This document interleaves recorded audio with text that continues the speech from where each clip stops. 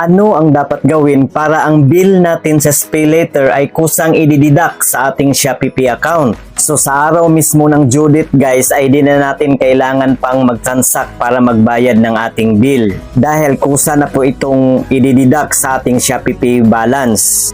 So ngayon kailangan pa nating i-link ang ating Shopee Pay account sa ating SpayLater. So first, sa Shopee dashboard, i-click natin itong Me, and then click natin itong SpayLater. Main reason guys kung bakit tayo mag-auto repayment ay para maiwasan po natin ang overdue charges at para ma-maintain natin ang good standing. So ang next po natin gawin ay i-click po natin itong subscribe. Authorize the payment permission from Shopee account to SpayLater repayment. At ayan po, nakalagay na po ang aking Shopee Pay. And then, i-click po natin itong I agree. And then, ilagay po natin ang ating Shopee Pay PIN. Restricted po kasi ang screen record dito guys. At ayan po guys, Shopee Pay successfully added.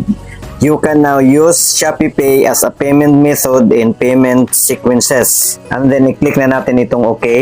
At ayan po, subscribe successfully.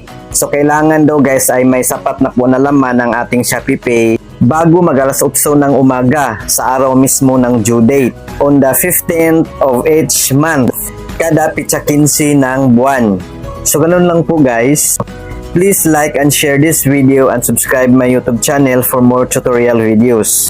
Maraming salamat sa panonood. God bless us all. Goodbye.